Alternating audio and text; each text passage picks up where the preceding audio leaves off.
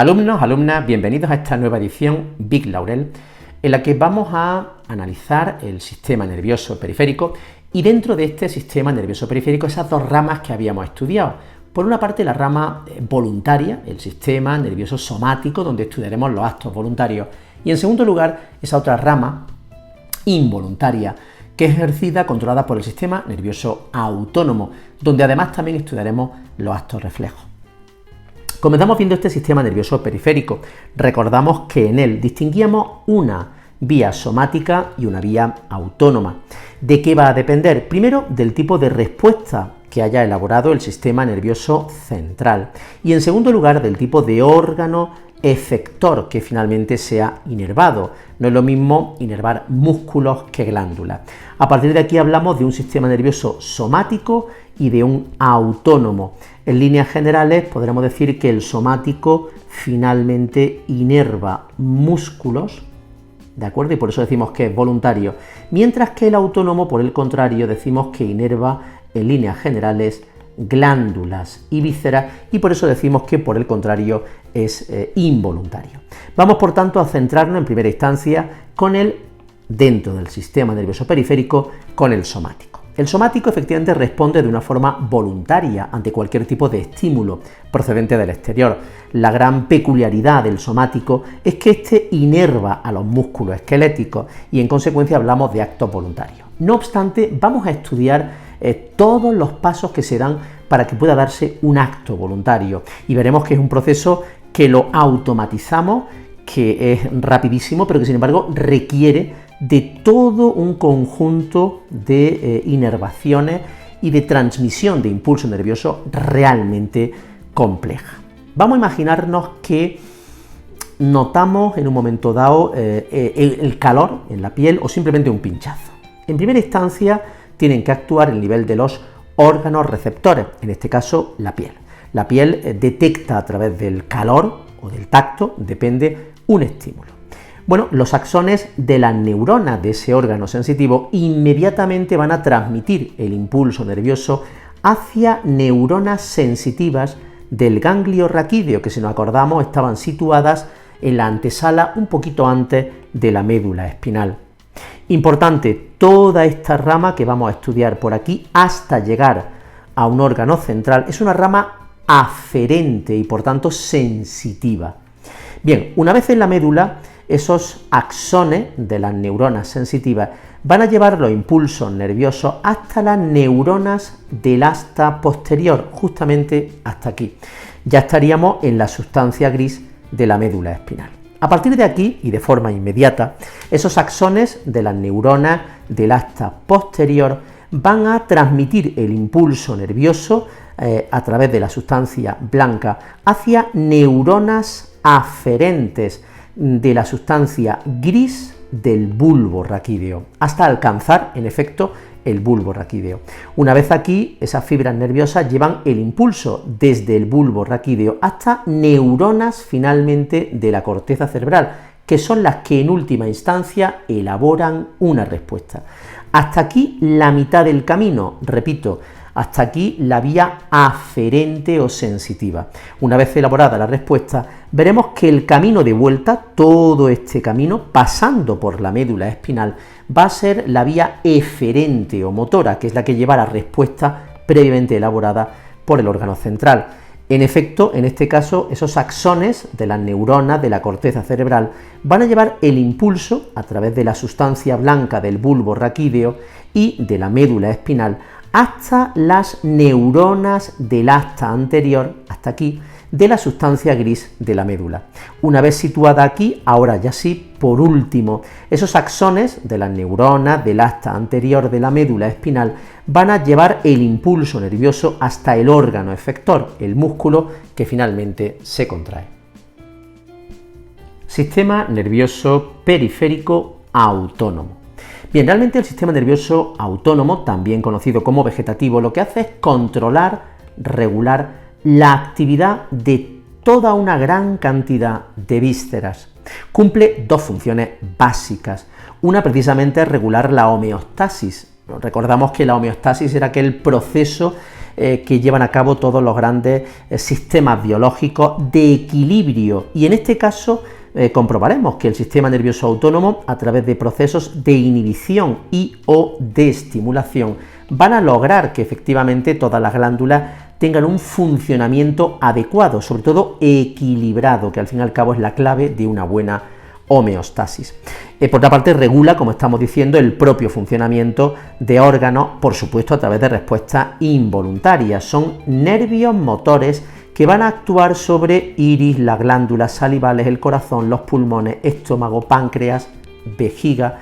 En ella actúan, por un lado, el simpático, que normalmente inhibe, no siempre, y el parasimpático, que normalmente estimula. ¿De acuerdo? A diferencia, eso sí, del somático, veremos que el autónomo, además de estimular, puede inhibir esas vísceras. Vamos a comenzar viendo el funcionamiento, en efecto, o los dos tipos de sistemas nerviosos autónomos. Tenemos un sistema nervioso autónomo simpático. El simpático, ya digo, normalmente inhibe la acción, la actividad de esta glándula o víscera, y en segundo lugar el parasimpático. El parasimpático suele estimular cada uno, por tanto, cada víscera, el corazón, recibe una inervación del simpático y otra del parasimpático.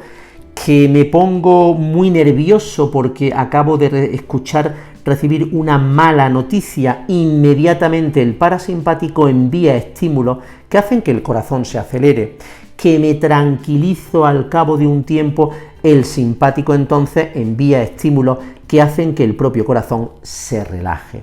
Este es un poco el funcionamiento equilibrado, homeostático, que lo ejerce el sistema nervioso autónomo y que por tanto cumple un papel fundamental. Vamos a verlo en detalle. ¿Cómo funcionaría en este caso el sistema nervioso autónomo simpático? El simpático actúa en los casos de alerta, de riesgo, de situaciones complicadas.